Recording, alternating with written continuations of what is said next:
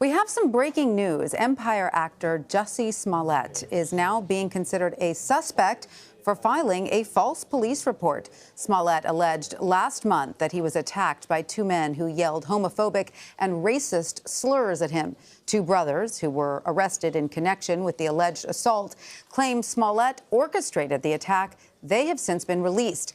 Police say they now want to re-interview Smollett. CBS News national correspondent Dean Reynolds has been following this story and joins me now by phone. Dean, what more can you tell us about the situation right now? Well, even though evidence was mounting against him and even though he had been refusing repeated requests by the police detectives to sit down for an interview, the news today is a stunning reversal. I mean, in 3 weeks, he's gone from being a victim, an object of sympathy, to a criminal suspect in a crime that could carry jail time if he is indicted by the grand jury. Keep in mind, he is now a criminal suspect, but he has not been officially charged. Right. But this is a criminal problem now, but also a public relations disaster for the actor. Mm-hmm. Now, what about the two brothers? They've been released. They face no further questioning or charges. They're completely off the hook? As far as the Chicago Police Department is concerned, they are free to go. They have provided a lot of information on this case. And this afternoon, right here in the Cook County Courthouse where I am, they testified before the grand jury. And that grand jury will now weigh their testimony in deciding whether or not to charge Smollett with filing a false police report, which is a Class 4 felony in Illinois. Do we have any more insight into that threatening letter that Smollett allegedly received? Well, that is now under review by FBI agents and U.S. postal inspectors who are looking at the letter.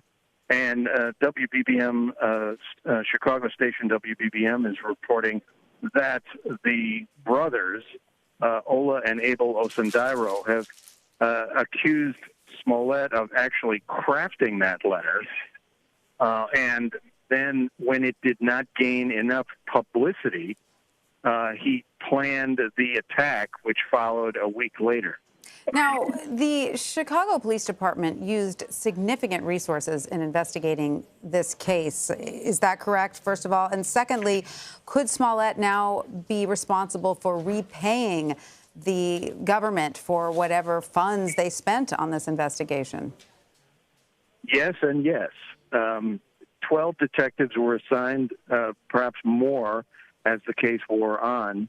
But yes, he could be liable for damages, to repay what I guess the police department would consider, a waste of time, valuable time for detectives who are otherwise engaged in a lot of really serious crimes.